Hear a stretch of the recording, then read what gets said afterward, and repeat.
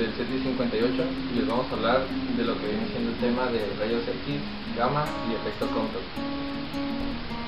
Rayos X. La denominación rayos X designa una radiación electromagnética, invisible para el ojo humano, capaz de atravesar cuerpos opacos y de imprimir las películas fotográficas. Los actuales sistemas digitales permiten la obtención y visualización de la imagen radiográfica directamente de una computadora sin necesidad de imprimirla.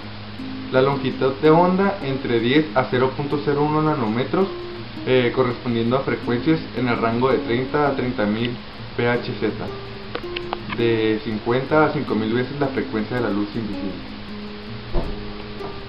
A continuación diré su definición. Los rayos X son una radiación electromagnética de la misma naturaleza que las ondas de radio. Las ondas de microondas, los rayos infrarrojos, la luz visible, los rayos ultravioleta y los rayos gamma. La diferencia fundamental con los rayos gamma en su origen es que los rayos gamma son radiaciones de origen nuclear que se producen por la desexcitación de un nucleón de un nivel excitado a otro menor de energía y la desintegración de isótopos radiactivos, mientras que los rayos X surgen de fenómenos extranucleares a niveles de la órbita electrónica, fundamentalmente producidos por desaceleraciones de electrones. La energía de los rayos X en general se encuentra entre la radiación ultravioleta y los rayos gamma producidos naturalmente. Hablaré sobre la producción de rayos X.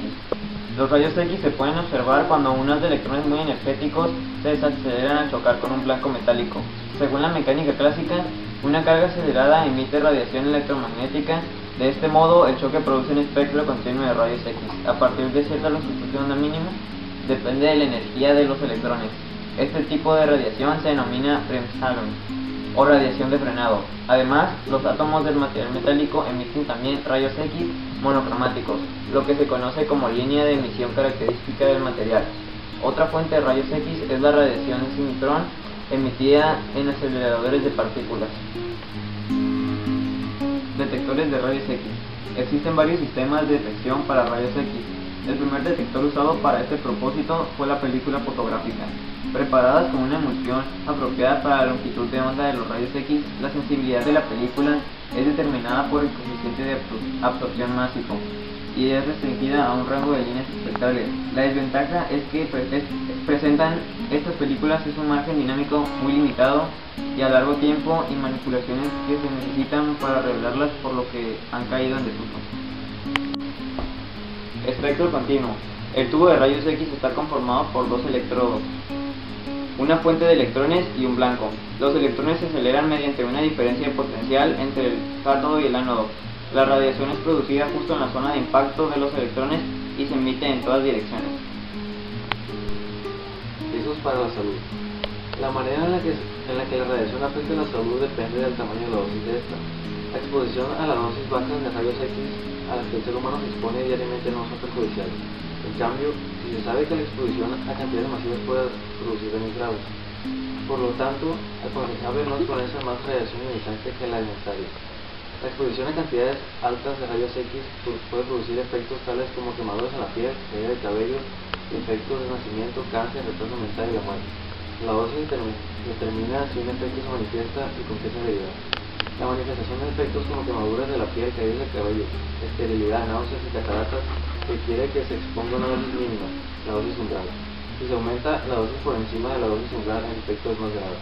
En grupos de personas expuestas a la dosis baja de radiación se ha observado un aumento de presión psicológica. También se ha documentado alteración de la facultad mental, síndrome del sistema nervioso central, en personas expuestas a miles de watts de radiación ionizante. La radiación gamma o rayos gamma es un tipo de radiación electromagnética y por lo tanto constituida por fotones, producida generalmente por elementos radiactivos o procesos subatómicos con la aniquilación de un par positrón-electrón. También se generan fenómenos astrofísicos de gran violencia. Debido a las altas energías que poseen, los rayos gamma constituyen un tipo de radiación ionizante capaz de penetrar en la materia más profundamente que la radiación alfa y la beta. Pueden causar grave daño al núcleo de las células, por lo cual se usan para esterilizar equipos médicos y alimentos.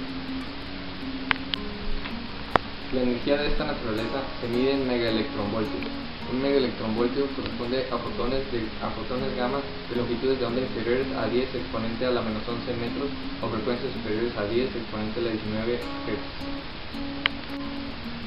Protección. Para protegerse de los rayos gamma se requiere gran cantidad de masa.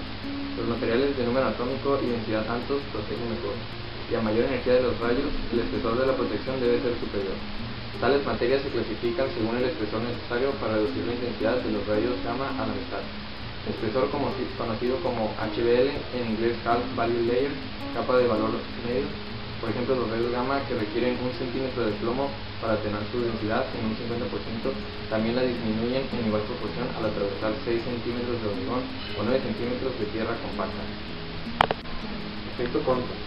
El efecto Compton consiste en el aumento de la longitud de onda de un fotón, conocido como un electrón libre, y pierde parte de su energía. La frecuencia o la longitud de onda de la radiación dispersa depende únicamente del ángulo de dispersión.